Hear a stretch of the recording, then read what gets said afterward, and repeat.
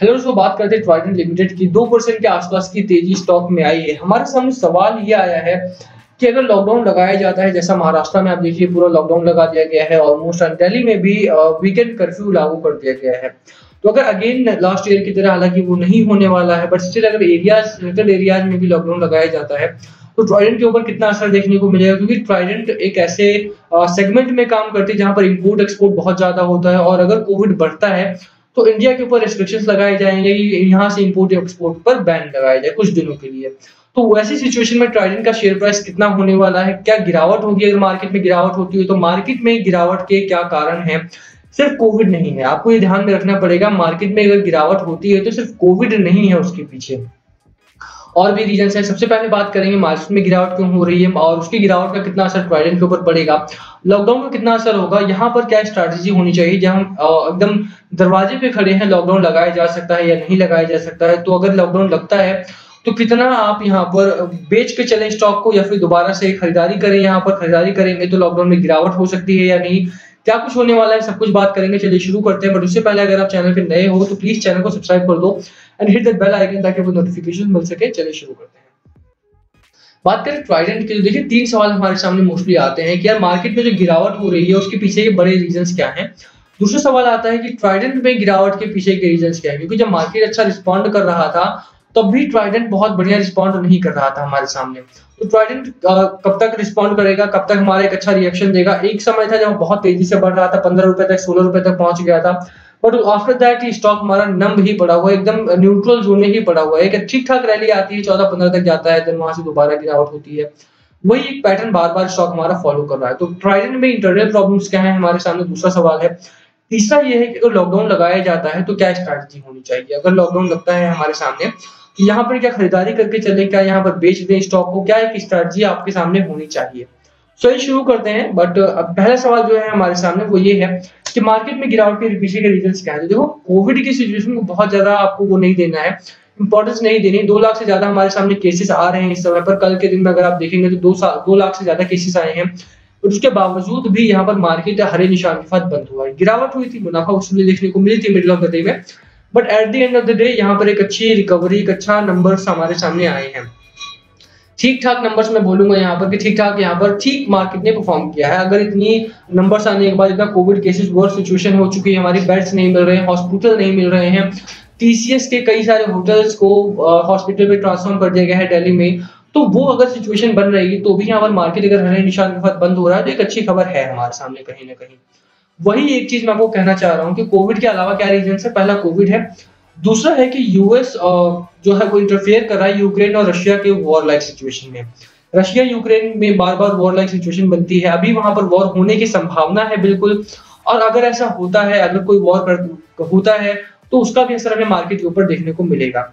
तीसरा बड़ा कारण जो प्रेशराइज कर रहा है मार्केट को वो ये है कि लगातार जो ऑयल रिजर्व है हमारे, मतलब इंडिया के नहीं, ओपेक कंट्रीज ने पिछले साल ही अपना प्रोडक्शन बंद कर दिया था आफ्टर लॉकडाउन, मतलब बिफोर लॉकडाउन लगभग उन्होंने बंद कर दिया था, बट उसके बाद जो दूसरी कंट्रीज उन्होंने अपना प्रोडक्शन जारी रखा, बट उनका प्रोडक्शन उतना ज्यादा नहीं है, और लॉकडाउन लगाया जाता है तो वहां पर ऑयल की इतनी ज्यादा खपत नहीं होगी हमारे यहाँ। बट अगर लॉकडाउन नहीं लगता है और ऐसी सिचुएशन में जब लगातार हमारे यहाँ पर कोविड बढ़ रहा है तो यहाँ पर तेल की समस्या भी है हमारे सामने, क्योंकि सप्लाई शॉर्ट पड़ रही है, रिजर्व कम है बाहर दूसरे देशों के पास, और प्राइसेस में लगातार तेजी देखी जा रही है। तो 3 बड़े कारण है जिसका प्रेशर हमें अपने मार्केट के ऊपर देखने को मिलता है, और इन्हीं 3 कारणों की वजह से हमारा जो मार्केट है वो लगातार न्यूट्रल जोन में बना हुआ है। निफ्टी 50 314 900 के बीच में ही बना हुआ है। अगर मार्केट और ज्यादा गिरावट में आता है, मतलब इन तीनों रीजन्स में और ज्यादा गिरावट होती है और ज्यादा प्रॉब्लम्स आती हैं, तो मार्केट हमारा 13 तक जा सकता है। मुझे लगता है 13,250, 13,300, 13,500 तक का लेवल हमारे यहाँ पर टच करेगा, और लॉकडाउन वगैरह लगाया जाता है तो more than this I won't consider it, क्योंकि बहुत ज्यादा गिरावट के चांसेस यहाँ पर बहुत कम है। देखो कि अगर वैक्सीनेशन का ही बात करें तो वैक्सीनेशन ऑन ग्राउंड 3 चल रही है हमारे सामने, और उसी का जो एक रिजल्ट आएगा हमारे दिनों में, देखेंगे कि अच्छा रिजल्ट हमारे सामने आएगा। अभी थोड़ा सा हमारे सामने प्रोडक्शन कम है, अभी हमारे यहाँ परफॉर्मेंस कम हो रही है वैक्सीनेट करने के लोगों को, बट वो जल्दी ही होगी। तो जैसे ही उस पर पार लिया जाता है, जैसे ही लोगों को वैक्सीनेट कर दिया जाता है, वैसे ही मार्केट में भी कॉन्फिडेंस देखने को मिलेगा। अगर ये दोनों जो दूसरे फैक्टर है वो भी हमारे पॉजिटिव रहते हैं तो अगर मार्केट में गिरावट होती है किसी भी 3 रीजन में से किसी भी एक रीजन की वजह से, तो ट्राइडेंट में गिरावट अगर तीनों ही रीजन में से किसी एक रीजन में भी नेगेटिविटी आती है तो वहां पर ट्राइडेंट पर उसका असर जरूर देखने को मिलेगा हमें उस लेवल पर। तो उसके लिए आपको तैयार रहना है थोड़ा सा यहाँ पर, ठीक है। अब मार्केट में ट्राइडेंट में क्या प्रॉब्लम है, ट्राइडेंट में भी क्या इंटरनल प्रॉब्लम्स है। देखो ट्राइडेंट में ऐसी कोई बहुत बड़ी प्रॉब्लम्स नहीं है, बट सेबी ने इसे एएसएल लिस्ट में डाल दिया था, उसकी वजह से स्टार्टिंग में गिरावट हुई थी। सेकंड थिंग, अभी जो 2 हफ्ते पहले खबर आई है, 1 डेढ़ हफ्ते पहले खबर आई है कि बुधनी में जो इनका एक वेयर हाउस था वहां पर 100 करोड़ का माल जल गया, कॉटन, रॉ कॉटन रखा था वो जल गया था। तो बहुत देखिए, मैंने उस टाइम पर भी आपको इन्फॉर्म किया था, प्रॉब्लम ये नहीं है कि माल जल गया, वो तो इंश्योरेंस का तो पैसा मिल जाएगा, बट कंपनी पैसे के लिए काम नहीं कर रही है। मतलब पैसा तो सेकेंडरी चीज हो जाती है ना, कंपनी को माल बनाना है, फिर बेचना है, फिर उससे पैसा कमाना है। इंश्योरेंस से पैसा कमाने के लिए नहीं बैठी कि पहले इंश्योरेंस करवाएंगे, फिर आग लगाएंगे, फिर पैसा मिल जाएगा। वो तो उतना ही पैसा मिलेगा जितने का माल था। कंपनी को चाहिए प्रॉफिट, और कंपनी का प्रॉफिट तभी आएगा जब माल बनेगा और बिकेगा। तो माल बनाने के लिए चाहिए रॉ मटेरियल जो कि जल चुका है, और जैसी सिचुएशन भारत में बनी हुई है या बाहर बनी हुई है, इस समय पर कॉटन थोड़ा सा जो स्टॉक है हमारे सामने वो लिमिटेड रहता है, तो वो प्रॉब्लम है हमारे सामने। तो उसकी वजह से थोड़ा सा गिरावट हुई थी, उसकी वजह से स्लीपेज आया था, जो बड़ा स्लीपेज यहाँ सामने अब देखने को मिल रहा है ये उसकी वजह से आया था। अब तीसरा सवाल जो है वो ये है कि ये लॉकडाउन अगर होता है हमारा तो क्या करना है, फिर करना क्या है कि अगर लॉकडाउन लगाया जाता है तो क्या गिरावट होगी। तो ये तो एविडेंट है कि गिरावट तो होगी, ठीक है, इसमें कोई दो राय नहीं है। आप देखिए कि दिसंबर मार्च में लॉकडाउन लगाया गया, पिछले साल 997 करोड़ का प्रॉफिट था, उसके बाद लॉकडाउन लगाया गया तो 714 करोड़ का प्रॉफिट बचा था बस, ठीक है, जून के महीने में। तो लगातार क्वार्टरली रिजल्ट्स में डाउन ट्रेंड देखने को मिलेगा, क्वार्टरली रिजल्ट्स डाउन जाएंगे तो स्टॉक प्राइस डाउन जाएगा हमारा, क्योंकि फिर लगातार लॉस दिखाएगी कंपनी, लगातार डाउन ट्रेंड दिखाएगी, तो वहां पर इन्वेस्टर्स का भी कॉन्फिडेंस जाता रहता है, तो उसकी वजह से गिरावट तो होगी। अगर लॉकडाउन लगाया जाता है तो स्टॉक में गिरावट होगी।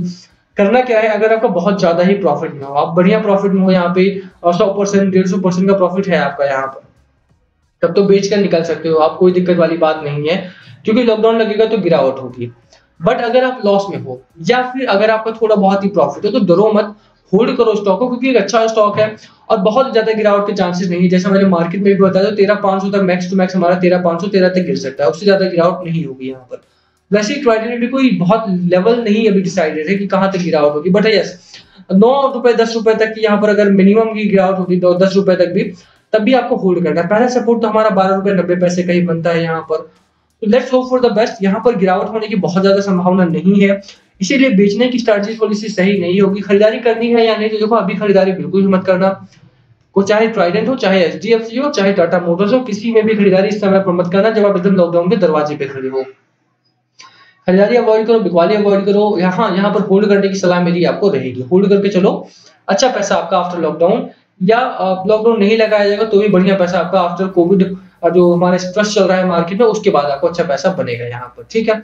इसी के साथ हम वीडियो खत्म कर रहे हैं। वीडियो पसंद आई हो तो लाइक कर देना, चैनल पे नए हो सब्सक्राइब किए बिना मत जाना। बहुत कम सवाल लिए थे हमने, मार्केट में गिरावट के कारण क्या है और ट्राइडेंट में इंटरनल प्रॉब्लम्स क्या है, एंड यस क्या ट्राइडेंट को यहाँ पर बाय करना है या नहीं करना है। तो तीनों सवालों की मुझे लगता है कि मैंने जवाब दे दिए हैं। अगर कुछ रह गया हो तो प्लीज कमेंट करके पूछ सकते हो, हम नेक्स्ट वीडियो में कंसीडर करेंगे उसको।